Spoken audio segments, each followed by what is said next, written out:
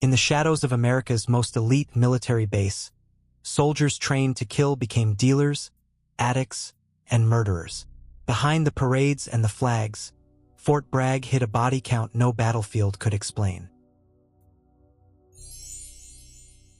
The story begins on a humid March morning in 2018, with two men whose lives had already been twisted by years of war, drugs, and secrets buried in the shadows of America's most elite military units. Sergeant First Class Mark Leshikar sat in the passenger seat of a Honda Accord as it sped north on Interstate 95, heading away from the bright lights of Orlando toward the low, pine-covered sprawl of Fayetteville, North Carolina. His friend, Master Sergeant William "Billy" Lavigne II, had the wheel. Both men were fathers, both had their young daughters in the back seat, and both had spent the last few days drifting between moments of family joy at Disney World and nights consumed by heavy drinking, drugs, and a haze of paranoia. To the little girls in the back, their fathers were superheroes, strong men who carried scars from distant wars and wore uniforms decorated with medals. But in reality, both men were unraveling. The long shadow of combat, mixed with a toxic culture inside parts of the Special Forces community, had eroded their judgment and their stability. Mark Leshikar was convinced they were being followed.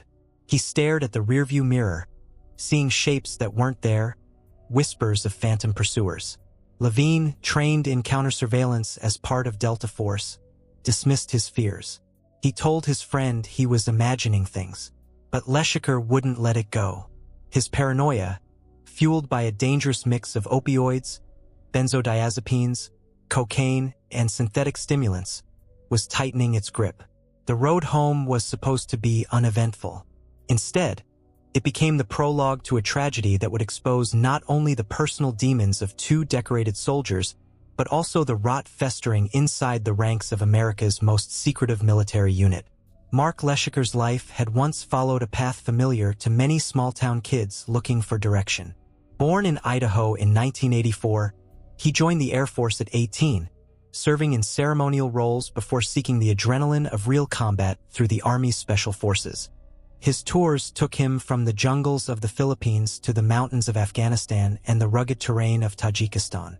Friends remembered him as fearless but reckless, a man who could be charming one moment and terrifying the next.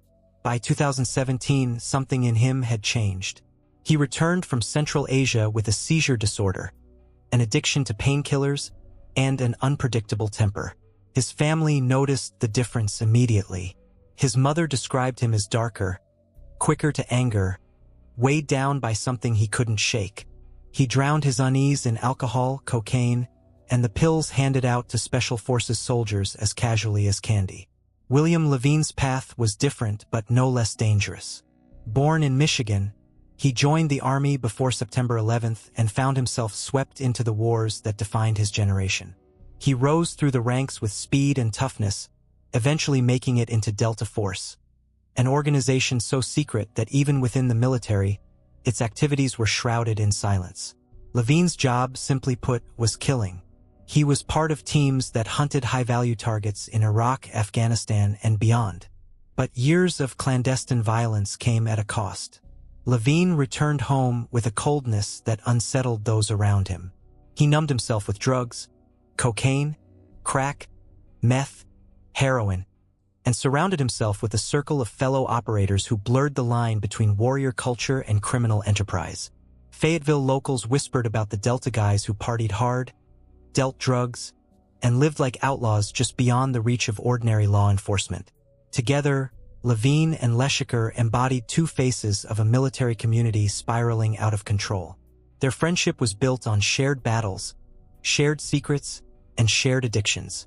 But it was also a volatile mix of paranoia, bravado, and unspoken rivalry. The trip to Disney World in March 2018 was meant to be a celebration for their daughters. Instead, it became a final descent. Witnesses later recalled the men sneaking away to meet shadowy contacts, suspected of running drugs up and down the Dixie Highway, a corridor that served both the U.S. military and international cartels. By the time they were driving home, their bodies were overloaded with substances, their nerves raw. Leshikar grew frantic, convinced that government trackers or cartel watchers were tailing them. He believed their car was bugged. He searched the dashboard for imaginary devices, whispering that the unit was watching him, that he might be targeted for elimination. Lavigne tried to calm him, but the paranoia wouldn't break. By the time they pulled into Lavigne's home on Anhinga Court in Fayetteville, the tension between them had reached a breaking point. What followed in the driveway, and then inside the house, would end in gunfire in front of a child who would never forget what she saw. That night became more than just a tragedy between two soldiers. It was the spark that lit up a hidden world, a network of special forces operators tied to drugs, violence, and secrets that stretched far beyond Fayetteville. The cover-ups, the contradictions, and the unanswered questions around that shooting still linger today. Was it self-defense? Was it murder? Or was it the inevitable collision of two men consumed by a culture of war without end, brought home to American soil? This is where our story begins. In the uneasy overlap of patriotism and corruption, of elite soldiers turned traffickers, and of a brotherhood bound not just by service but by silence. Over the next installments, we'll pull back the curtain on Fort Bragg, the epicenter of U.S. Special Forces, and reveal how a cartel-like underworld grew from within, protected by secrecy, fueled by drugs, and stained by blood. The house on Anhinga Court sat at the end of a quiet cul-de-sac in Fayetteville, one of those uniform, cookie-cutter developments that sprouted up near Fort Bragg during the long years of America's wars. From the outside, it looked ordinary. Inside, it was anything but. For William "Billy" Lavigne, it was a bachelor's den after a recent divorce, a place where fellow Delta Force operators gathered to drink, party, and snort cocaine late into the night. To neighbors, it was just another soldier's home in a town full of them. But on the evening of March 21, 2018, it became the stage for a killing that still raises questions about loyalty, justice, and the invisible shield that protects some soldiers from accountability. When Lavigne pulled the car into his driveway, Mark Leshikar was a mess of paranoia and rage. His body was heavy with alcohol, opioids, and stimulants. He was sweating, restless, muttering about surveillance, about tracking devices, about unseen enemies.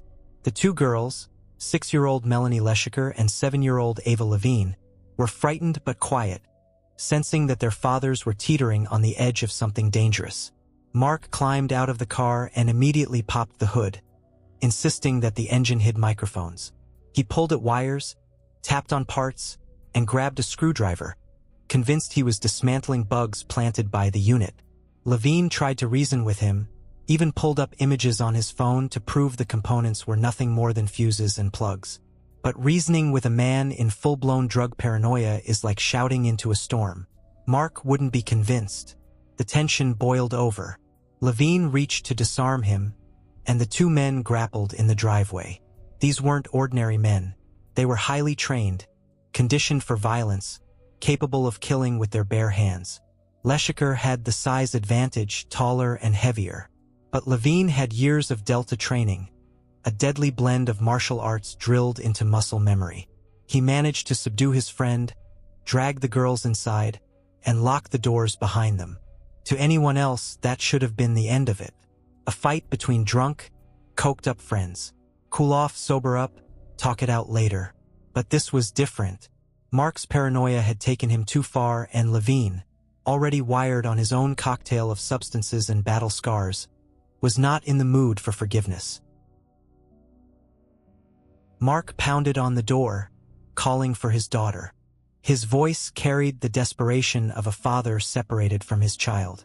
He begged, pleaded, and Melanie, being just 6 years old, did what any child would do. She opened the door. The moment she did, her father stepped into the foyer, unarmed, hands empty. Startled and angry, Lavigne drew his pistol, a Colt 1911 he carried like a second skin. What happened in those next seconds would haunt a child for the rest of her life. Melanie later told her grandmother, her mother, and her aunt that she saw her father shove her aside to protect her, then saw Uncle Billy raise the gun. Her dad moved like he was dancing, twisting, ducking, trying to avoid the bullets. Then came the first shot. He fell. Then another, and another. Lavigne kept firing, circling, finishing the job until his best friend lay dead on the carpet in a pool of blood. The autopsy later confirmed it. Multiple entry angles, shots from front and back, a final execution-style round delivered at close range. Whatever Lavigne claimed afterward, this was no chaotic scuffle ending in a single desperate shot. This was overkill. When it was done, Lavigne called a fellow Delta operator, Master Gunnery Sergeant Jens Merritt. His first words were a lie. Mark just shot himself. Minutes later, he changed the story again, telling a 911 dispatcher that a stranger had broken into his house. By the time sheriff's deputies arrived, he settled on a third version. Mark had come at him with a screwdriver, and he'd fired in self-defense. But the evidence told a different story. The screwdriver lay outside in the driveway, nowhere near the body. No weapons were found near Mark at all. The only thing inside the house was a dead man and a child who had seen everything. Law enforcement should have treated it as what it was: a homicide investigation involving a highly trained, heavily armed soldier. But this wasn't an ordinary suspect.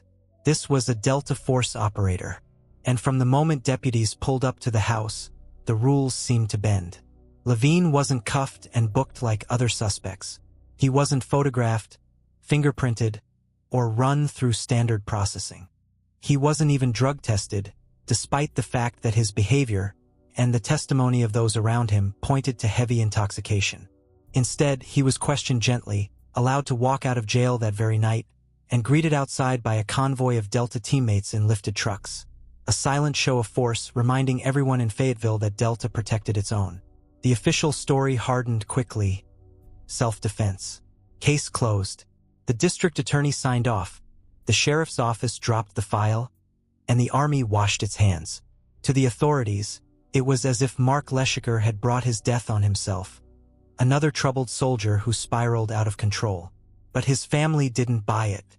His mother, Tammy Mabey, a former police officer, looked at the forensics and called it what it was: murder, followed by a cover-up. His wife, Laura, was denied access to investigative files, told she'd need a court order just to see the evidence. And his sister Nicole, who had witnessed firsthand the drug-fueled world Lavigne lived in, was certain that Billy hadn't just lost control. He had decided to put Mark down. The words Lavigne himself reportedly used still chilled her. "I knew he had to be put down." In the days after the killing, the Special Forces community was divided. Some of Mark's Green Beret teammates from the 19th Group swore they would seek their own justice, whispering about revenge over beers at the wake. Others, especially within Delta, closed ranks around Lavigne, treating him as untouchable. What became clear was this: when a member of Delta Force pulled the trigger, local law enforcement had little appetite to challenge the narrative. And if the truth was inconvenient, it could be buried beneath layers of secrecy, intimidation, and silence. This was not the end of the story. It was only the beginning, because the death of Mark Leshikar was just one piece of a larger puzzle. A puzzle that revealed how America's most elite warriors were crossing the line from soldiers to criminals, from protectors to predators, and how a hidden cartel-like culture was flourishing inside Fort Bragg itself. Fayetteville, North Carolina. To outsiders, it looks like a typical southern city. Strip malls, pawn shops, fast food joints, and neighborhoods where young families scrape together a life. But to anyone who's lived there long enough, Fayetteville carries another name: Fayettenam. The nickname dates back decades to the Vietnam era, when Fort Bragg was already a central hub of Special Forces training. Soldiers rotated through on their way to war, and many came back scarred, restless, and looking for release. Drugs, violence, and crime seeped into the town, blending military culture with an underworld of hustlers, dealers, and outlaws.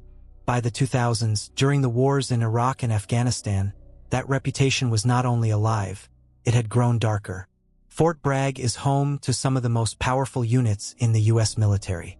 The 82nd Airborne Division, the Green Berets, and at the very top of the pyramid, a force so secret that even its name is rarely spoken: Delta Force. Officially, it's the 1st Special Forces Operational Detachment, Delta, or simply CAG, the Combat Applications Group. Unofficially, it's the unit that does what the U.S. government doesn't want to admit: Delta's origins trace back to the late 1970s, when Colonel Charles Beckwith, inspired by Britain's SAS, pushed for an American unit capable of counterterrorism, hostage rescues, and clandestine strikes. By the 1980s, it was folded into the newly created Joint Special Operations Command JSOC, an organization that would grow into a shadow military within the military. Its missions weren't meant to make headlines. They were meant to never be known. Inside Delta, secrecy wasn't just a job requirement, it was the culture. Operators grew beards, wore civilian clothes, carried fake IDs, and disappeared into foreign countries where their task was simple: kill America's enemies before the public even knew they existed. In Iraq and Afghanistan, they became masters of nighttime raids, targeted assassinations, and the relentless manhunt for insurgent leaders. But with that secrecy came something else: impunity. Who checks a unit that doesn't officially exist? Who holds accountable men whose actions are stamped classified at the highest levels of government? For many inside Delta, the answer was no one. Two cultures developed within the unit. On one side, there were the disciplined men, the ones who saw their mission as a calling, kept their lives clean, and lived by a rigid code of faith and order. On the other side were the wild ones, the derelicts, as other soldiers called them. They drank hard, used drugs, bragged about their kill counts, and treated Fayetteville like their personal playground. William "Billy" Lavigne fit squarely into the second camp. By the late 2010s, his house in Fayetteville had become a revolving door for operators who partied without restraint. Lines of cocaine on tables, bottles of liquor drained through the night, stories of raids and kills shared like trophies. Civilians who crossed their path, bartenders, dealers, girlfriends, were awed by the aura of danger these men carried. And within the brotherhood, there was little fear of consequence. Because Fayetteville wasn't just any military town. It was a place where the worlds of soldiers and criminals overlapped. Drug trafficking routes ran up the I-95 corridor, the same artery soldiers used to deploy and return home.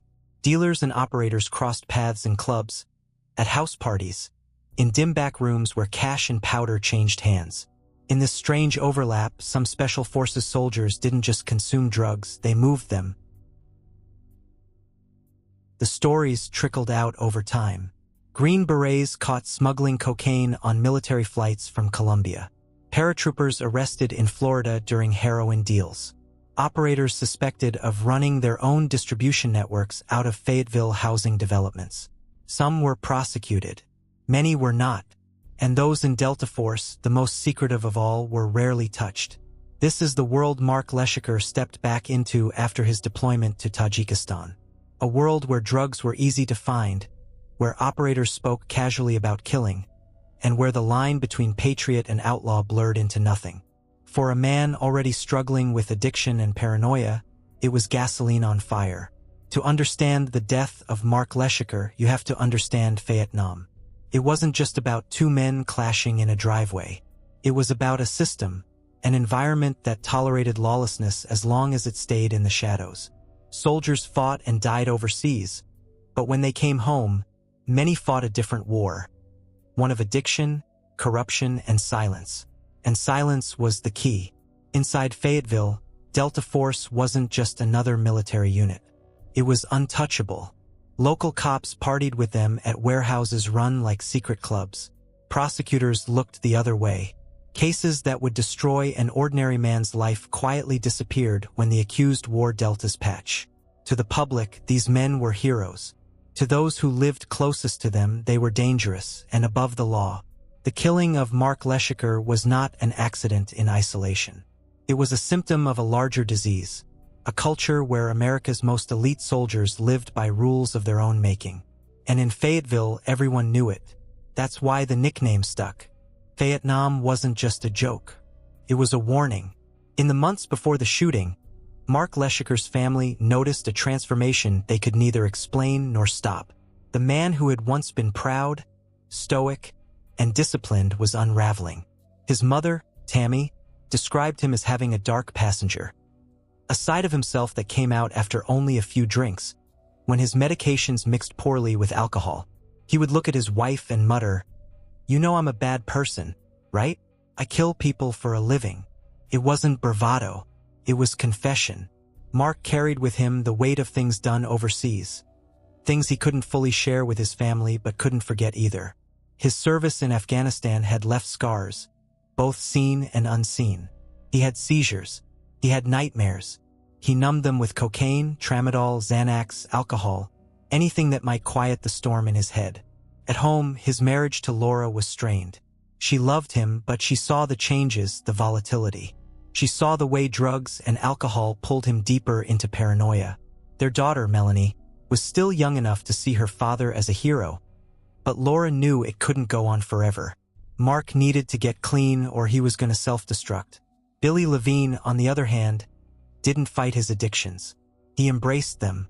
After his divorce, his house became a magnet for other operators.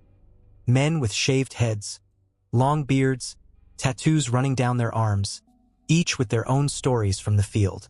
The parties went late into the night, fueled by alcohol and cocaine. For outsiders, it was shocking to see America's most secretive warriors so openly indulging. For them, it was just life. There were two Billy Lavignes. To some, he was thoughtful, introverted, even haunted. To others, he was reckless, violent, always chasing the next high. His drug use escalated from cocaine to crack, meth, heroin, even speedballs, a dangerous mix of heroin and cocaine. He would brag about his missions, but behind the bravado was a man spiraling out of control. What drew Mark and Billy together was more than military service. They were both caught between worlds. Decorated soldiers on paper, but men living like outlaws in Fayetteville. They were bonded by drugs, by secrets, by a brotherhood that tolerated excess as long as it stayed hidden. Their families, though, saw the cracks. Nicole, Mark's younger sister, visited them in Virginia not long before the Disney trip. She recalled nights out where the group, Mark, Laura, Billy, and friends, would start with drinks, then drift into lines of cocaine. It was all part of the culture, all part of the fun. But beneath the laughter was volatility. Nicole remembered one night in particular. At Laura's birthday, after too many drinks, Mark snapped into a rage and nearly threw his own sister off a balcony. Only the intervention of another soldier stopped him.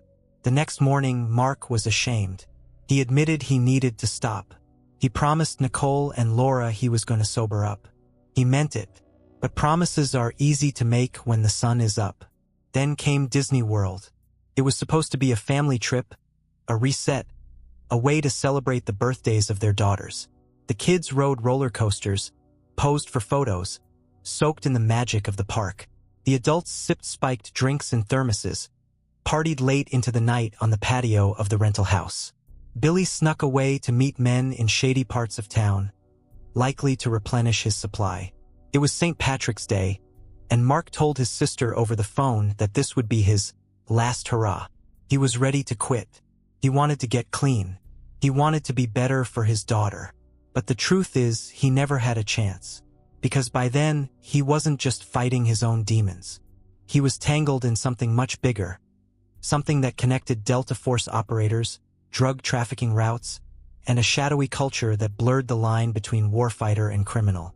As the trip wound down and they piled into the Honda for the long drive north, the stage was already set.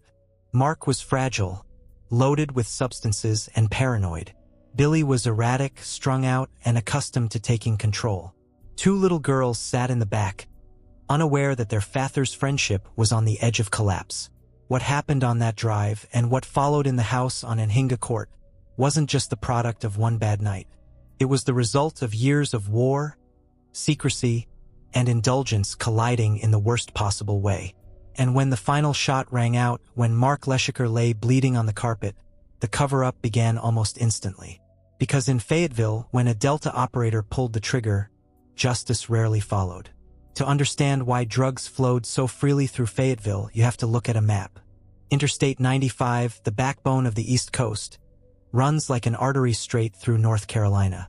It connects the ports of Florida, where shipments of cocaine and heroin enter the country, to the major markets of Washington, Philadelphia, New York, and Boston. And right in the middle sits Fort Bragg. It's no coincidence that Fayetteville became both a military hub and a trafficking hotspot. Soldiers came and went, flying to overseas bases, deploying to war zones, and returning home through the same corridors used by smugglers. The overlap between these two worlds, the clandestine and the criminal, was far greater than most Americans realized. By 2018, the pattern was unmistakable. A paratrooper from the 82nd Airborne arrested in Orlando during a heroin deal. Green Berets smuggling cocaine on military flights from Colombia to Florida. Special Forces operators mailing kilo packages through the Postal Service straight to their Fayetteville homes. And those were just the ones who got caught. The advantage for soldiers was simple: access. Elite units had the freedom to move in and out of foreign countries, to load gear on planes without inspection, to carry cash and weapons across borders under the cover of classified operations. The system trusted them to be incorruptible. But as one Green Beret later admitted from prison, "We have access to whatever we have the balls to get into." Billy Lavigne's house was just a few doors down from one of these smugglers. Master Sergeant Martin Acevedo, a decorated paratrooper, lived only 15 houses away when he was arrested in Florida with heroin. Another neighbor, Sergeant First Class Henry Royer, a Green Beret originally from Hong Kong, was part of a crew that flew million-dollar loads of cocaine directly from Bogota to a small special operations airfield near Pensacola. He worked with Master Sergeant Daniel Gould, a soldier who had once earned the Silver Star for heroism in Afghanistan. Their medals didn't stop them from moving bricks of cocaine like seasoned cartel traffickers. When Gould was eventually caught and sent to federal prison, he wrote letters explaining the mindset. "Whores, guns, drugs, you name it," he admitted. "We are far from the flagpole and expected to be incorruptible." But they weren't incorruptible. They were opportunists, exploiting the unique privileges of their positions to run a pipeline from South America straight into the American heartland. And Fayetteville, with its strip malls and suburban cul-de-sacs, became a perfect distribution point.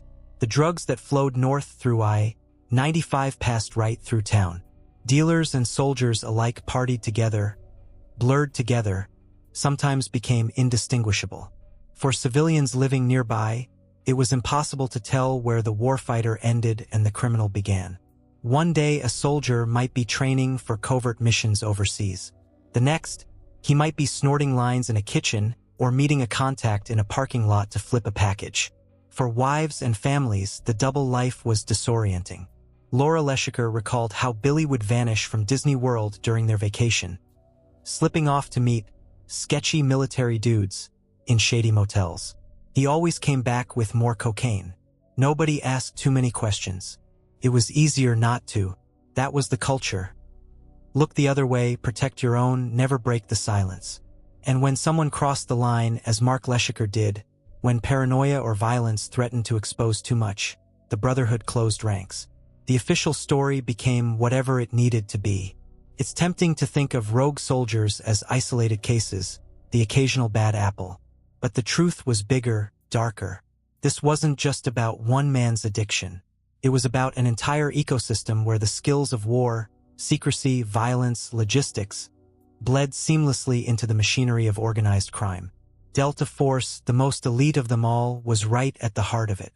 On paper, they were America's sharpest weapon against terror. In practice, some of their operators lived like cartel bosses, shielded from scrutiny, confident that local cops, prosecutors, and even federal investigators wouldn't dare touch them. The cover-up of Mark Leshikar's killing wasn't an accident.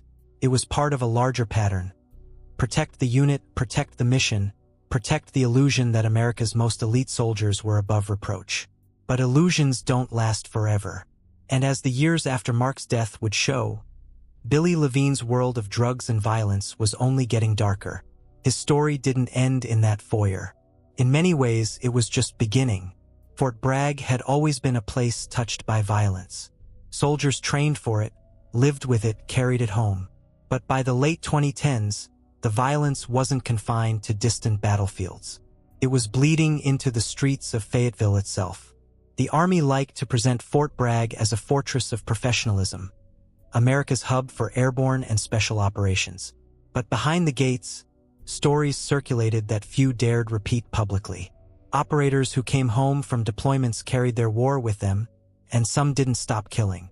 Among certain groups of Green Berets and Delta operators, the drinking, drug use, and bragging carried a darker edge. They joked about their kill counts, trying to one-up each other, rattling off numbers as if they were talking about high scores in a game. "You got 42 confirmed? Well, I got 120. The laughter carried a sharpness that unsettled those who overheard. But behind the bravado were real bodies, sometimes overseas, sometimes not. In Fayetteville, rumors spread of secretive gatherings where soldiers boasted not only of missions abroad but of violent acts at home. One soldier described it bluntly as a killing fest. It wasn't just the release of war stories. It was a celebration of power, of the ability to take life without consequence. The overlap with drugs made everything more volatile. Men who were supposed to be the most disciplined in the military were instead strung out on cocaine, MDMA, meth, or cocktails of prescription pills. The combination of combat trauma, narcotics, and impunity was combustible. When tempers flared, fists and knives weren't always the end of it. Guns were. Mark Leshikar's death was one of the most public examples. A best friend gunned down by a Delta operator, in front of a child, written off as self-defense. But it wasn't the only suspicious death tied to Fort Bragg in those years. Between 2018 and 2020, the base recorded a string of killings and unexplained fatalities among Special Forces soldiers. Bodies were found in cars, in woods, in suburban homes. Official explanations were often vague: suicides, overdoses, accidents. But families and fellow soldiers whispered otherwise. Too many of the dead had been connected to drugs, to violence, to the same circle of... For decades, U.S. soldiers were sent to countries where narcotics weren't just contraband, they were currency. Afghanistan, Colombia, Tajikistan. Each was both a battlefield and a trafficking hub, and American operators lived inside that paradox every day. Take Afghanistan. For years, the mountains and valleys of that country produced more than 80% of the world's opium. The poppy fields weren't hidden. They stretched across the countryside, sometimes in plain sight of U.S. bases. Everyone knew the Taliban funded their war with drug money, but what was less often said was that Afghan warlords allied with the U.S. were doing the same thing. Special Forces soldiers patrolled through villages where opium was cultivated, guarded convoys where shipments moved, and sometimes even found themselves cooperating with men whose hands were deep in the drug trade. It was a contradiction that corroded morale.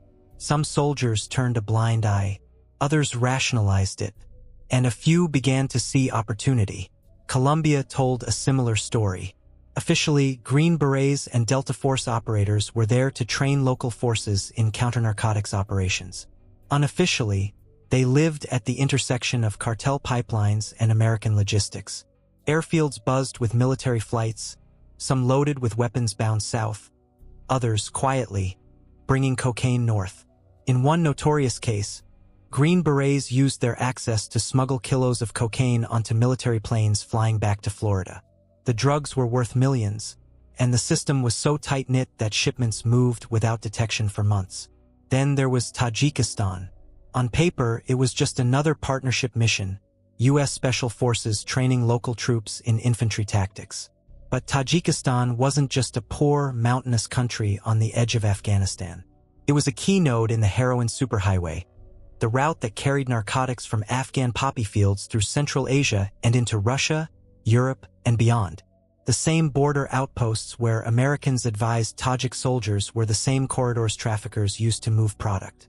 Mark Leshikar's final overseas deployment had been there, in Tajikistan. He came back changed, haunted, paranoid, and addicted to painkillers and sedatives. His family believed he had been injured in an ambush, but the army denied it. Whatever happened, he returned to Fayetteville carrying both scars and secrets. And it wasn't lost on him that the place he had just left was a crossroads of heroin trafficking. That was the irony. Special Forces soldiers were deployed to fight the very trade that seemed to follow them home. Yet time and again the line blurred. Soldiers weren't just witnesses, they were participants. Some justified it as survival money. Others simply couldn't resist the lure of fast cash and easy access. By the 2010s, the overlap was undeniable. Cartel routes, military logistics, and Special Forces deployments formed a web that connected jungles, deserts, and mountain passes overseas to suburban cul-de-sacs in Fayetteville. The drugs didn't just appear in Lavigne's kitchen or at Fort Bragg parties by coincidence. They traveled through networks that some of his own peers had built. And the culture of secrecy that surrounded Delta Force made it all easier. Classified missions, fake identities, restricted airfields, sealed containers, these weren't just tools of war. In the wrong hands, they were tools of smuggling. The phrase alleged Mexican white began to circulate, a nod to cocaine moving through the same routes used by covert units. Soldiers who should have been dismantling those pipelines sometimes became their clients, or worse, their couriers. For men like Lavigne, already drowning in addiction, the global trade wasn't an abstraction. It was a supply chain that stretched from South America to his own living room. For men like Leshikar, already unsteady after Tajikistan, it was a reminder that the war on drugs and the war on terror weren't separate battles. They were overlapping fronts of the same shadow war, one that often left soldiers more compromised than victorious. When the drugs flowed into Fayetteville, they didn't just fuel parties.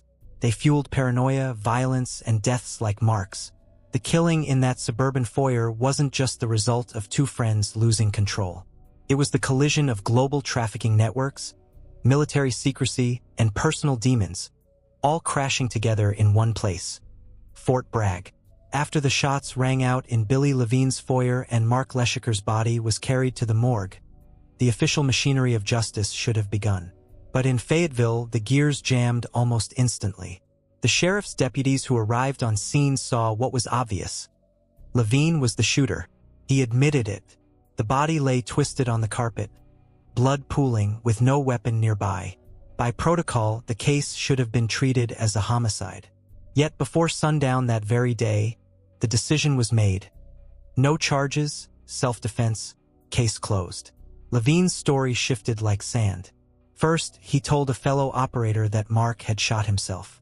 Then he told 911 that a stranger had broken in. By the time detectives sat him down, the tale hardened into one of self-defense. Mark had come at him with a screwdriver, threatening the children.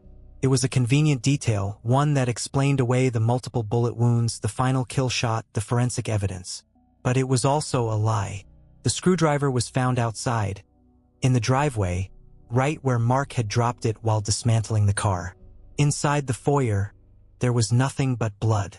No tools, no weapons, no reason to kill. The Army's own administrative inquiry quietly shredded Lavigne's account. An officer reviewing the case wrote bluntly, "There is no evidence to support the assertion that Leshikar came at Lavigne in a threatening manner." Yet the contradiction went nowhere. Cumberland County had already washed its hands. The Army, unwilling to prosecute one of its Delta operators, filed the report away. Even the Army's Criminal Investigation Division, CID, seemed more interested in protecting the unit than uncovering the truth. More than a year after the killing, CID agents interviewed Mark's 6-year-old daughter, Melanie, in a Fayetteville child advocacy center. She wasn't allowed to have her mother in the room. Later, CID claimed that she told them her father had a gun when he entered the house. But her family insists she never said that. In fact, she always repeated the same thing. Her father usually carried a gun, but not that day. To his family, it looked like CID had twisted her words to fit a narrative, to retroactively plant a weapon in Mark's hands, justifying what Billy had done. The truth was buried under redactions and closed files, and Billy walked free. For him, the killing wasn't a turning point toward sobriety or reflection. It was the opposite. He leaned harder into drugs, harder into the reckless culture that already surrounded him. Cocaine lines grew into daily crack use. Meth, heroin, speedballs, nothing was off limits. He was unraveling in plain sight, but still shielded by the same impunity that had saved him after Mark's death. Those closest to him said he was haunted, sometimes thoughtful, sometimes depressed, often reckless. He confessed once to killing a child overseas, a boy with a gun, he said. He told stories of raids where even the unit's attack dogs fed on human remains. Whether those details were exaggerated or not, the effect was chilling. It was the mindset of a man who lived by a brutal ethos. Strike first, ask questions later. Within Delta, the phrase "rise and kill first" was more than a motto, it was a way of life. Operators were trained to act decisively, lethally, without hesitation. That mindset, honed on raids in Iraq or Syria, didn't always switch off at home. For men like Lavigne, it bled into everyday life. A fight with a friend wasn't just a fight. It was a kill or be killed scenario. And after he killed Mark, Billy described it in language that revealed just how deeply that mindset had sunk in. "I knew he had to be put down," he said later, explaining the shooting as if Mark were an animal, not a friend. To him, pulling the trigger wasn't a tragedy. It was a tactical decision and execution. The system backed him. Local law enforcement, the DA, the Army, none of them wanted to challenge Delta Force. To do so would mean lifting the veil, exposing not only Billy but the wider culture of drugs and impunity inside the unit. Easier to call it self-defense, close the file, and move on. But Billy didn't move on. He spiraled. The drugs consumed him. His judgment slipped. His violence grew more erratic. And as he fell deeper into addiction, he wasn't just a danger to himself. He was a danger to anyone who crossed his path. The story of Fort Bragg's drug cartel wasn't finished with the death of Mark Leshikar. That was only the opening act.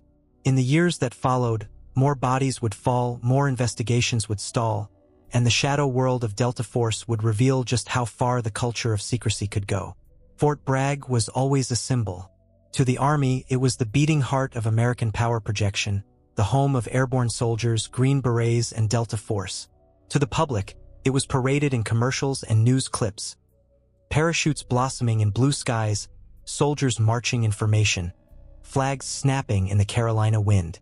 The base even rebranded itself in 2023, renaming from Fort Bragg to Fort Liberty, an effort to polish its image and distance itself from Confederate ties. But the name change couldn't erase the deeper stains. Because while the Army wanted Fort Bragg to be its cover girl, the shining face of strength and discipline, behind the gates, the reality was far darker. Between 2015 and 2020, more soldiers died at Fort Bragg than at any other U.S. base. Many of the deaths were listed as accidents, overdoses, or suicides. But when families looked closer, the explanations rarely made sense. Bodies were discovered in shallow graves, floating in lakes, shot execution style, or mutilated in ways that didn't match official reports. The sheer number of unsolved cases was staggering. Local newspapers occasionally ran stories, but most barely scratched the surface. Official statements were short, vague, and often contradictory. "No foul play suspected" became the boilerplate phrase, even when the circumstances screamed otherwise. For the families, the silence was unbearable. Mothers, wives, and siblings wanted answers. They wanted to know why their loved ones, who survived deployments to Afghanistan or Iraq, came home only to die mysteriously in North Carolina.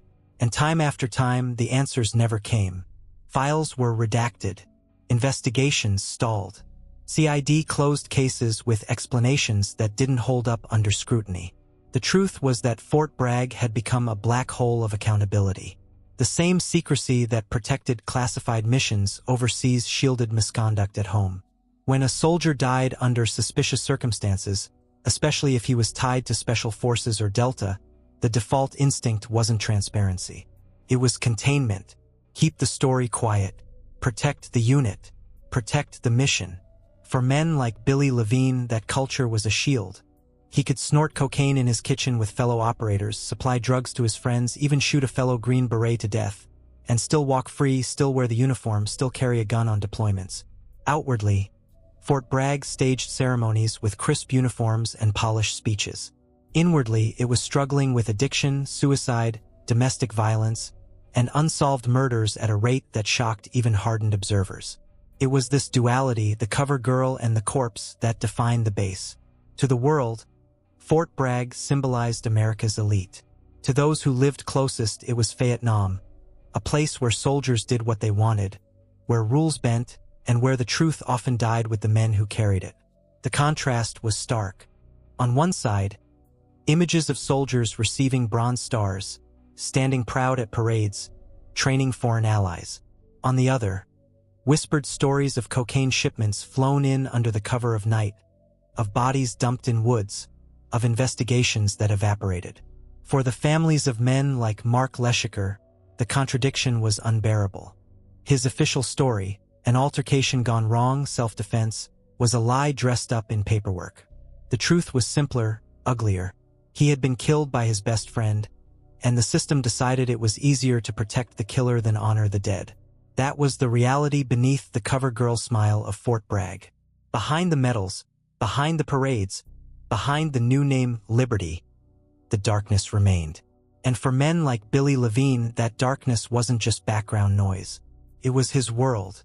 And in the years after Mark's death, he would drag others deeper into it, until even his own life ended violently. Another unsolved mystery in the long list of Fort Bragg's dead. After Mark Leshikar's killing, William Lavigne walked out of jail that night a free man. No charges, no trial, no consequence. To outsiders, it looked like he had beaten the system. To those who knew him, it was clear something inside him had broken, or perhaps something that had long been cracked finally gave way. Billy kept wearing the uniform. He was still an active-duty Delta operator, still entrusted with classified missions, still shielded by the same silence that had saved him after the shooting. But the man who came back from deployments and prowled Fayetteville streets wasn't the same soldier on paper. His addictions deepened. Cocaine was no longer a weekend drug, it was a daily ritual. He smoked crack, injected meth, swallowed MDMA, snorted heroin. The stories of his methods shocked even his friends. Sometimes dissolving speedballs in capsules and inserting them rectally for a faster high. It was extreme, reckless, desperate. The parties at his house continued, but they grew darker. What had once been nights of bragging and laughter turned into scenes of men strung out, twitching, muttering, fighting ghosts only they could see. Civilians who came through described the atmosphere as feral. It was less a soldier's home than a den of outlaws who happened to wear uniforms. And Billy himself grew unpredictable, sometimes quiet, thoughtful, even sympathetic. Other times, cold and soulless, staring straight through people with eyes that seemed empty. His friends noticed the swings. His family did too. He talked about guilt, about things he had done overseas, about killings he couldn't shake. But he drowned those confessions with another hit, another line, another bottle. The paranoia grew alongside the addiction. Just as Mark had once ranted about surveillance, Billy now feared he was being watched. He believed the army was tracking him, that investigators were circling, that his own brothers in the unit might turn on him. He knew too much, and he had already proven willing to cross lines. In his mind, that made him a target. The irony was that Billy wasn't entirely wrong. By 2019, investigators were quietly looking at him. Not for Mark's killing, but for the drugs. His name surfaced in probes into cocaine trafficking networks tied to Special Forces soldiers. His reputation as a supplier within Delta was no longer a secret. His erratic behavior made commanders nervous. But confronting a Delta operator was no easy thing. The higher the stakes, the more the system hesitated. And so Billy kept spiraling, deeper and deeper, unchecked. Friends recalled that he sometimes hinted he was ready for death, as if he knew where his path was leading. He had lived by the creed of rise and kill first, and he seemed to expect that one day someone else would rise and kill him. That day came sooner than anyone expected. On December 2, 2020, just 2 years after he gunned down Mark Leshikar, William J. Lavigne too was found dead in a remote training area near Fort Bragg. His body lay alongside another man, Timothy Dumas, a veteran and civilian with ties to the military. Both men had been shot, their deaths ruled homicides. The news stunned even those who had long feared Billy was a ticking time bomb. The army released only the barest details. The sheriff's office clammed up. Months passed, then years with no arrests, no suspects, no explanation. Billy Lavigne, the untouchable Delta operator who once walked away from a murder in plain sight, had himself become another body in Fayetteville's long catalog of unexplained deaths. For some, it felt like justice. For others, it was just another mystery buried under redactions and silence. But one thing was clear: The culture that protected him had finally consumed him. Fort Bragg's shadow world had claimed another life, this time one of its own enforcers. And if the system could cover up the killing of his best friend in a suburban foyer, what would it do now that one of its Delta operators had been executed in the woods? The answer was the same as always. Say little, investigate slowly, and let the case fade into the silence of Fayetteville. On December 2, 2020, hunters stumbled onto a grim scene in a wooded training area near Fort Bragg. 2 bodies lay sprawled on the ground, both shot dead. One was instantly recognizable to those who had followed Fayetteville's undercurrent of crime. William J. Lavigne, II, the Delta operator who had once walked free after killing his best friend. The other was Timothy Dumas, a 44-year-old veteran from Pinehurst with murky ties to the Army and whispers of involvement in shady dealings. The location itself raised questions. This wasn't some random stretch of forest, it was military land, a place used for training exercises, not a hangout spot. What were Lavigne and Dumas doing there together at night? Why did they both end up executed in a place so closely tied to the institution that had once protected Lavigne? The official response was strangely muted. Cumberland County deputies announced the investigation but offered no details. The Army confirmed the identities, then went quiet. No timeline. No suspects. No explanation. Months passed with nothing but silence. For those who knew Lavigne, the theories came quickly. Some believed it was retaliation, a reckoning for Mark Leshikar's death, carried out by someone who couldn't stomach the cover-up. Others suspected a drug deal gone wrong. Billy was notorious for his cocaine use, and Dumas, though less well-known, had connections to both the military community and the underground economy that shadowed it. Another possibility haunted the families of both men, that this wasn't a random act at all, but a silencing. Lavigne knew too much. He had lived too recklessly, talked too freely. His knowledge of drug trafficking, his role in violent incidents, his unraveling mental state, all of it made him a liability. And in the world he lived in, liabilities were often erased. Whatever the truth, his death fit seamlessly into a larger pattern. Fort Bragg had, by then, become infamous for the sheer number of soldiers turning up dead under suspicious circumstances. In the year 2020 alone, more than 40 soldiers assigned to the base died. Murders, suicides, unexplained accidents. At least a dozen were still unsolved. The deaths ranged from overdoses to beheadings, from bodies found in shallow graves to shootings in suburban neighborhoods. Yet time and again, the investigations fizzled. CID, the Army's investigative branch, was already notorious for its dysfunction. Later condemned by Congress as broken, understaffed, and incapable of handling complex cases. Families described it as a cover-up machine. If a soldier was dead, CID's default response was to downplay, delay, or close the file with minimal effort. In Lavigne's case, that dysfunction collided with a culture of secrecy.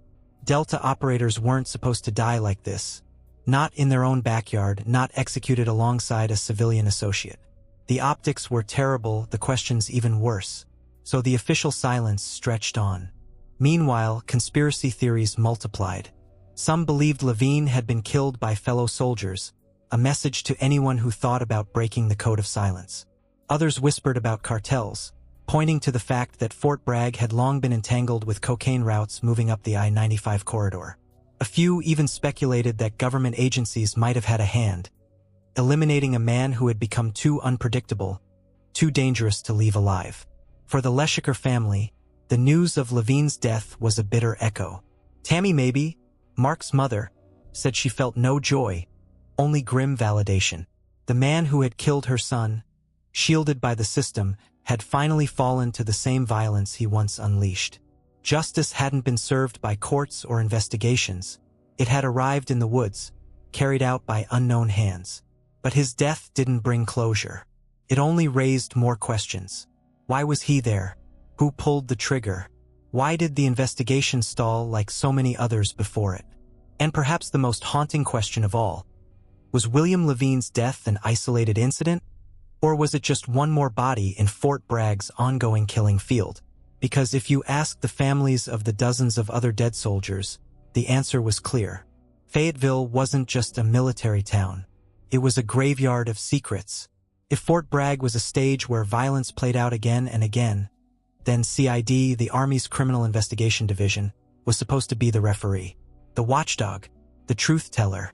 But in reality, CID had long been the opposite. To soldiers and families, it became a punchline. Slow, sloppy, sometimes even corrupt. A division tasked with solving murders and complex crimes, but staffed like a backwater police department. Undertrained agents. Too few resources. Cases shuffled from desk to desk. Leads lost. Evidence mishandled. Files redacted until nothing meaningful was left. By the late 2010s, CID wasn't just incompetent, it was broken. Congress eventually confirmed what families had known all along. A scathing 2021 report described CID as underfunded, understaffed, and fundamentally flawed. Agents often had little to no background in homicide work. Many were fresh out of basic training, thrown into investigations that demanded the skills of seasoned detectives. The result was predictable. Cases bungled from the start, families left in the dark, and killers walking free. At Fort Bragg, the failures piled up. Soldiers were found beheaded, buried in shallow graves, shot execution style. CID's answers were often vague, dismissive. No foul play suspected, even when heads were missing from bodies. Suicide, even when bullet wounds told a different story. Overdose, even when evidence suggested otherwise. For families, it was agony. They weren't just grieving. They were fighting an opaque bureaucracy that seemed determined to protect the Army's image rather than uncover the truth. Mothers who asked questions were stonewalled. Wives who demanded answers were told to be patient. Years passed. Files gathered dust. One mother described it as the perfect crime zone. Killers knew that if you murdered a soldier at Fort Bragg, chances were you'd never face justice. In William Lavigne's case, the pattern was familiar. His execution alongside Timothy Dumas should have been front-page news. A Delta Force operator, gunned down in the woods, with a civilian tied to the military. Instead, CID offered silence. No timeline of events. No suspects. No explanation of why Lavigne and Dumas were together. Just a statement acknowledging the deaths, and then nothing. To many observers, it wasn't incompetence anymore. It was deliberate. Cover-up, not a screw-up. CID's role wasn't to expose the rot at Fort Bragg. It was to contain it. That culture of silence stretched back decades. Special forces, especially Delta, were wrapped in layers of secrecy. Their missions were classified, their identities concealed. But the cost of that silence was high. By protecting the institution, CID left soldiers vulnerable. The killers who walked free after one botched case learned the lesson. You can get away with murder here. And so the violence continued. Mark Leshikar's death was one example. Officially self-defense. Unofficially riddled with contradictions. CID's final report contradicted Lavigne's story, but nobody acted on it. Case closed. Lavigne's own death was another. 2 bodies. Military land. Still unsolved. Still unexplained. Another file in CID's long drawer of unfinished business. The dysfunction was so profound that even within the Army, some admitted the truth.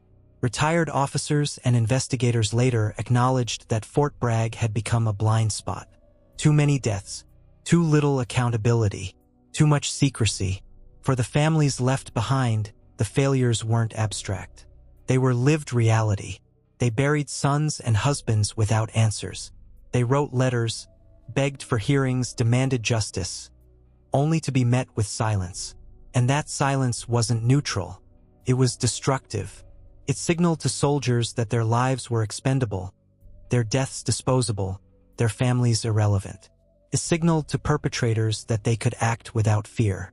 Fort Bragg wasn't just a place where soldiers died. It was a place where the system ensured their deaths would never fully be explained. In that way, CID didn't just fail to solve crimes. It became part of the machinery that allowed them to keep happening.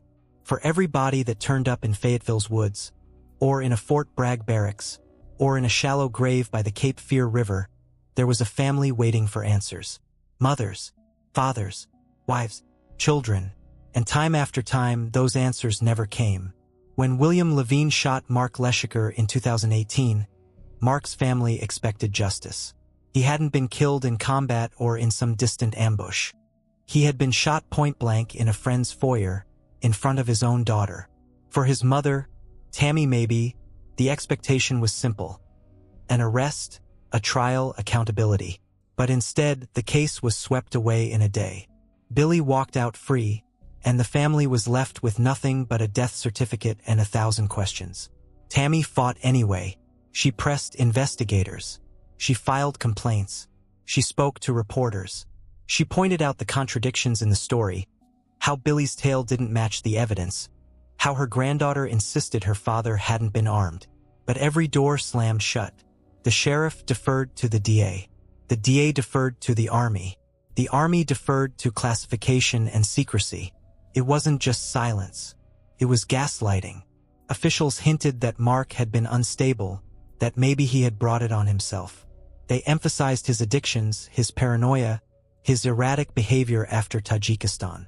For Tammy, it felt like her son was being killed twice, once in the foyer and again in the official narrative.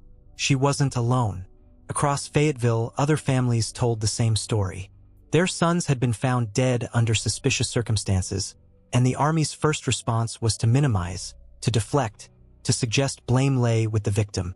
One mother recounted how her son's body was found decapitated, his head missing, yet CID insisted there was no foul play suspected. Another widow described her husband's death as an accidental overdose, even though his injuries suggested assault. Time and again, the pattern repeated. Deaths labeled as accidents or suicides, even when the evidence screamed otherwise. For the families, grief became a battle. They weren't just mourning, they were investigators, archivists, detectives in their own right. They filed Freedom of Information requests. They begged Congress for hearings. They hired private lawyers. And all the while, they faced a machine that seemed designed not to tell the truth, but to bury it. The toll was immense. Grief metastasized into obsession. Some mothers spoke of waking up every morning consumed by the need to prove their sons hadn't simply died in their sleep. Wives described being treated as nuisances by the very army their husbands had served. Children grew up with stories that shifted depending on whether they listened to their families or the official line. And yet, they refused to stop. What made their struggle even harder was the culture of silence among soldiers still serving. Many knew more than they could say. They had heard the confessions at parties, seen the drug use in barracks, noticed the suspicious circumstances. But to speak out was to risk everything. Careers, reputations, even safety. Delta's motto wasn't just about loyalty on the battlefield, it was a code of silence off it. So the families carried the burden alone. They were the ones who held vigils, who pressed lawmakers, who shared their stories with journalists. Slowly, painfully, they chipped away at the silence. By the time William Lavigne himself was found dead in the woods in 2020, families like the Leshikars felt a grim sense of inevitability. They didn't celebrate, it didn't bring their loved ones back. But it did prove one thing. The violence that had taken their sons wasn't an isolated tragedy. It was part of a system that ate its own. In the end, it was the families who became the record keepers of Fort Bragg's hidden history. Their persistence made sure the stories weren't forgotten, even when the Army tried to bury them under paperwork. Without them, the deaths might have vanished into silence. With them, the truth, fragmented, incomplete but undeniable, remained alive. And as they fought, a larger picture came into focus. Fort Bragg wasn't just a military base. It was a place where secrecy became a weapon, where accountability was the casualty, and where families had to battle not just grief, but the very institution their loved ones had served. Every base has a town that grows up beside it, feeding off its energy, its money, its people. For Fort Bragg, that town was Fayetteville. To outsiders, Fayetteville was just another military community. Pawn shops, strip clubs, tattoo parlors, car lots, and bars lining Bragg Boulevard. A place where paychecks were cashed on Friday nights and spent by Saturday morning. A place where soldiers cut loose before the next deployment. But to those who lived there, Fayetteville had another name, Fayettenam. A nickname born in the Vietnam era, when heroin and violence seeped from the jungles overseas into the neighborhoods around the base. Decades later, the name still fit. Drugs flowed as freely as liquor. Prostitutes worked the same strips of asphalt as recruiting billboards. And crime rates climbed far higher than the national average. The connection was symbiotic. The Army needed Fayetteville for what it offered. A release valve for young soldiers trained to kill, a place to spend their hazard pay, a shadow economy that catered to every appetite. Fayetteville needed Fort Bragg too. The soldiers' money kept businesses alive, even as their vices fueled crime. But over time, the relationship grew toxic. The drugs that soldiers brought home from deployments, Afghan heroin, Colombian cocaine, didn't stay behind the gates. They spilled into the streets of Fayetteville, feeding local gangs and cartels. Civilians and soldiers partied together, trafficked together, overdosed together. The lines blurred until the town itself became an extension of the base's underworld. Billy Lavigne was a perfect example. He didn't just use drugs with fellow operators. He crossed into Fayetteville's civilian scene, supplying and consuming alongside locals. The parties at his house weren't purely military affairs. They drew in civilians, veterans, even dealers with no ties to the Army. His house became a hub where the two worlds collided. And when violence broke out, Fayetteville bore the brunt. Bar fights escalated into shootings. Domestic disputes turned into homicides. Bodies turned up not just on base, but in wooded lots, cheap motels, and quiet neighborhoods. Some victims were soldiers. Some were civilians. Many were both. The police knew it. The locals knew it. The Army knew it. Yet the cycle continued. Fayetteville's reputation hardened. It was a place where soldiers came to drink, to fight, to find trouble, and too often to die. And while some parts of town thrived on military contracts and middle-class families, the underbelly remained impossible to ignore. Fort Bragg's shadow followed Fayetteville everywhere. For the families of dead soldiers, Fayetteville became another adversary. It was the place their loved ones were lured into, bars, backrooms, alleys, before ending up on a morgue slab. For reporters, it was a goldmine of stories that rarely made national headlines, but revealed the truth behind the base's glossy image. Fayettenam wasn't just a nickname. It was a warning. Behind the salutes and parades, Fayetteville was a mirror of Fort Bragg's contradictions. Discipline and chaos, loyalty and betrayal, valor and violence. And by the 2010s, the mirror was cracking. Fayetteville wasn't just shaped by Fort Bragg. It had become a reflection of everything the base didn't want the public to see. From the outside, special forces were mythologized as America's best, quiet professionals who operated in shadows, doing the impossible without seeking glory. But inside the culture, things weren't so clean. The pipeline to join the Green Berets or Delta Force was brutal. Only the strongest, smartest, and most relentless made it through. Candidates were broken down, remade, and hardened for missions that demanded absolute aggression. They were taught to strike first, to kill without hesitation, to live in a constant state of readiness for violence. That mindset bred excellence on the battlefield, but it didn't switch off back home. Operators came back from deployments still wired for combat.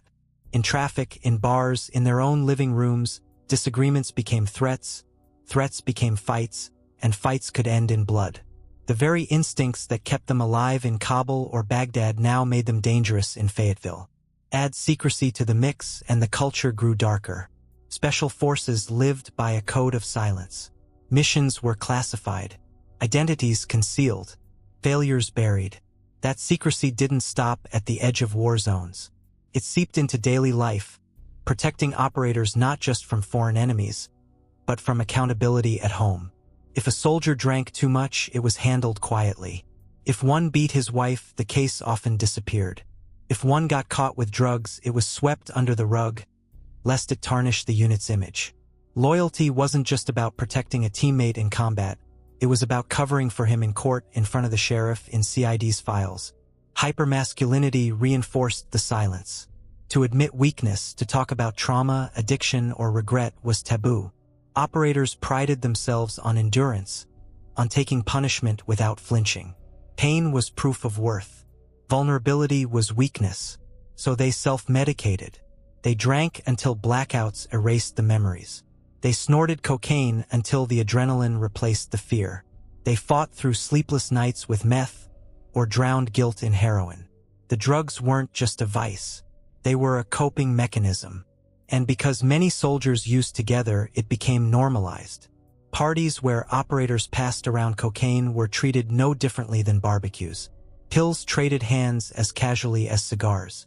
To question it was to risk isolation, to be the weak link in a brotherhood built on strength. For men like William Lavigne, this culture was a shield.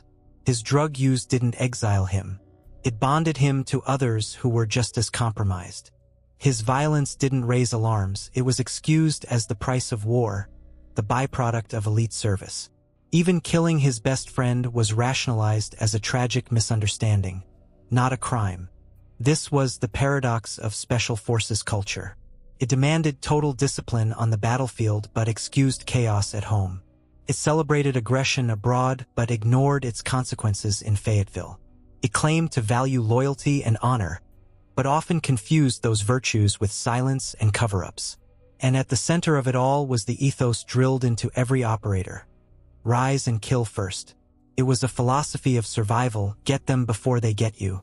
But when applied off the battlefield, it poisoned everything. Friends became threats. Family conflicts became life or death. Paranoia replaced trust. And the line between soldier and criminal blurred until men like Billy Lavigne straddled both worlds. The truth was that the same qualities that made these men deadly effective overseas made them dangerously volatile at home. And in the absence of accountability, the violence metastasized, hidden, excused, and repeated. That was the culture that bred the Fort Bragg drug rings, the cover-ups, the unsolved murders. Not accidents, not coincidences. A system that, by its very design, created both heroes and monsters, and often couldn't tell the difference between them. War leaves fingerprints. Some are obvious: scars, amputations, medals pinned to a chest. Others are invisible, etched into the mind in ways that surface years later. For the Special Forces soldiers of Fort Bragg, the fingerprints of America's wars were everywhere. Afghanistan, with its endless mountains and poppy fields, was a breeding ground not only for insurgency but for addiction. Soldiers saw heroin cultivated in plain sight, processed in hidden labs, moved along smuggling routes that often overlapped with their own missions. Some guarded convoys that unknowingly carried both weapons and narcotics. Others formed uneasy alliances with warlords who financed militias with opium profits. It was impossible not to notice, and for some, impossible not to taste. Pills became a way to push through exhaustion. Cocaine a way to keep alert on long stretches. Heroin and opioids a way to shut off the mind after too much blood and death. In Iraq, the fingerprints took another form. Endless deployments to dusty bases, the constant threat of IEDs, the whiplash of building trust with locals by day and raiding houses by night. Soldiers lived on adrenaline spikes, only to crash into crushing boredom between missions.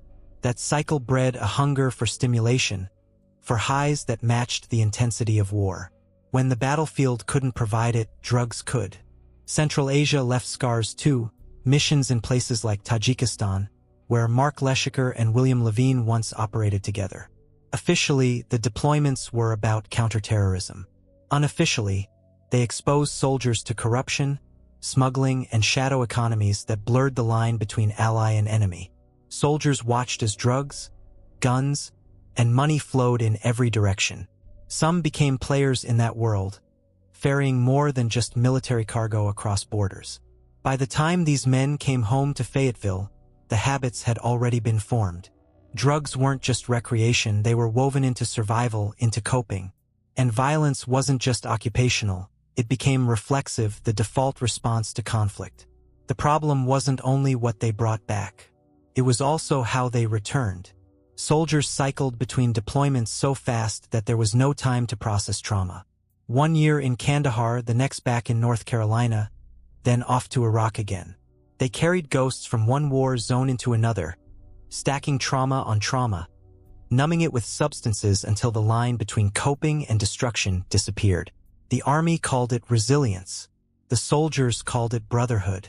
But in reality, It was untreated trauma wrapped in a flag. And when you mixed that trauma with Fort Bragg's culture of secrecy, the results were explosive. The men who had learned to navigate black markets overseas found black markets waiting for them in Fayetteville. The men who had trained to kill on foreign soil carried the same instincts into drunken arguments at home. The men who had survived firefights by numbing fear with adrenaline now numbed themselves with cocaine and meth. For William Lavigne, the trajectory was textbook. He came back from Tajikistan carrying guilt and paranoia, bonded with Mark through shared trauma, and drowned his demons in drugs. When paranoia finally boiled over, he pulled the trigger on his best friend. 2 years later, he himself ended up a body in the woods. The war hadn't ended for him, it had simply changed addresses. And he wasn't alone. Many of Fort Bragg's dead soldiers weren't killed by Taliban fighters or ISIS insurgents. They were killed in Fayetteville, in barracks, in motel rooms, by the fallout of wars that never really ended. It wasn't combat that destroyed them. It was what combat had planted inside them, and what the army refused to face. The fingerprints of war were everywhere at Fort Bragg. In the syringes scattered across party floors, in the paranoia whispered at midnight, in the trigger pulls that ended friendships. These men didn't just bring back medals. They brought back ghosts. And Fayetteville became the battlefield where those ghosts did their killing. By 2020, Fort Bragg carried a reputation that no military base wanted. It wasn't just the home of special forces. It was the home of unsolved deaths. That year alone, more than 40 soldiers stationed at Fort Bragg were found dead. Some were clear suicides. Some were ruled overdoses. But at least a dozen fell into a gray zone. Murders with no suspects, accidents that defied logic, cases that quietly disappeared into redacted files. One of the most haunting was that of Master Sergeant William J. Lavigne to himself, executed in the woods alongside civilian Timothy Dumas. 2 men, shot dead on military land. No arrests, no explanation. Another file shoved onto CID's pile. But Lavigne wasn't the only one. In May 2020, 2 paratroopers from the 82nd Airborne were found dead in their barracks. Their deaths were chalked up to drug overdoses. Yet fellow soldiers whispered that foul play was likely involved. No one was ever held accountable.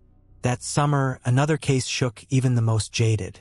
A soldier named Enrique Roman-Martinez vanished during a camping trip at Cape Lookout National Seashore. A week later, his head washed ashore. His body was never found. Official cause of death: homicide. Official suspects: none. Families began to see the pattern. The numbers weren't random. Soldiers were dying in ways that pointed to murder, yet the investigations sputtered or stalled. Decapitations, shootings, strangulations, and yet the explanations given were often bland, almost dismissive. No foul play suspected, even when heads or limbs were missing. By the end of 2020, national media finally began to take notice. Articles appeared in Rolling Stone, Vanity Fair, and the New York Times painting Fort Bragg as a base under siege. Not from foreign enemies, but from within. Journalists called it America's most dangerous military base. Families called it a killing ground. The Army pushed back, insisting that the numbers were coincidental, that every large installation had its share of crime. But the sheer scale at Fort Bragg made that argument impossible to swallow. No other post in the country had a cluster of beheadings, overdoses, and execution-style shootings in a single year. And beyond the statistics was the silence. Investigations dragged on for years, often ending without closure. Families were left to grieve without answers, while soldiers quietly warned each other that Fort Bragg was cursed. Some called it the graveyard of secrets. The atmosphere inside the base shifted too. Soldiers knew the stories. They knew their comrades were dying under suspicious circumstances, and they knew the investigations rarely went anywhere. It bred cynicism, paranoia, and fear. If a soldier could be found shot dead in the woods or decapitated on a beach and nothing came of it, what protection did anyone really have? To civilians in Fayetteville, it was just another layer on the city's already bloody reputation. For decades, the town had been shaped by the Army's presence. Now it was haunted by its deaths. Locals shook their heads at the body count, wondering aloud if the truth would ever be known, or if Fort Bragg's culture of secrecy guaranteed it never would.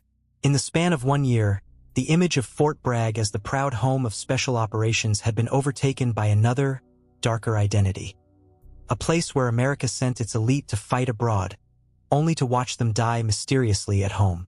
And while families mourned and journalists probed, the bodies kept piling up. For years, the deaths at Fort Bragg slipped beneath the radar. Local papers carried the stories. Families begged for coverage. But outside Fayetteville, few people noticed. The Army was a fortress, and what happened behind its gates rarely spilled into the national conversation. That changed in 2020. The sheer volume of deaths, the decapitation of specialist Enrique Roman-Martinez, the overdose clusters, the unsolved murders, and finally, the execution of William Lavigne forced attention. Families went public. They wrote letters to Congress. They held vigils at the gates of the base. And slowly, national journalists began to listen. Rolling Stone sent reporters to Fayetteville. Their investigation painted a chilling picture.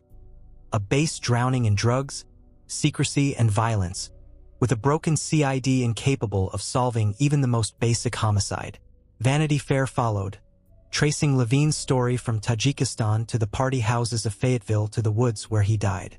Local outlets, emboldened, dug deeper, connecting dots between cases that the Army insisted were unrelated. Each article chipped away at the wall of silence. The image of Fort Bragg as the proud home of special forces began to fracture. To the public, it was no longer just a hub of America's most elite soldiers. It was the epicenter of a crisis, a place where secrecy had metastasized into something deadly. Whistleblowers inside the Army played a role too. Some spoke anonymously to reporters. Others reached out to members of Congress. They described a CID so underfunded and undertrained that agents rotated in and out without ever finishing their cases. They described files lost, evidence mishandled, witnesses ignored. They described a culture more concerned with protecting reputations than finding killers. One retired officer called it a cover-up machine. Another admitted that Fort Bragg had become a perfect crime zone. The pressure worked. By late 2021, Congress launched hearings into CID's failures. The Army was forced to admit what families had known all along, that its investigative branch was fundamentally broken. Promises of reform followed. More resources, better training, structural changes. Whether those reforms would matter was another story. For the families, the spotlight was both vindication and torment. Finally, the world was hearing their cries. Finally, the deaths were being acknowledged. But acknowledgement wasn't justice. The killers still walked free. The files still sat unsolved. The graves remained filled. And there was another cost. By going public, families often found themselves at odds with the very institution their loved ones had served. Some were accused of tarnishing the Army's image. Others were ostracized by local communities that lived off Fort Bragg's economy. Speaking out meant isolation, even as it offered a sliver of hope. But they persisted, because silence was worse. The journalists, too, carried risk. Digging into Fort Bragg meant digging into special forces, the most secretive arm of the U.S. military. It meant pushing past classification, whispers of cartel ties, even rumors of government complicity. The deeper the reporters went, the stranger and darker the stories became. Yet without them, Fort Bragg's hidden crisis would have remained exactly that, hidden. By 2022, the story had shifted. Fort Bragg was no longer just a base. It was a symbol, a warning of what happens when secrecy replaces accountability, when trauma is ignored, and when killers learn that silence is their greatest shield. The world now knew the truth. The question was, what would it do about it? When the headlines could no longer be ignored, the Army moved to control the damage. It wasn't the first time. Military history is littered with moments when scandal forced reform, and Fort Bragg's body count became one of those moments. In early 2021, Congress demanded answers.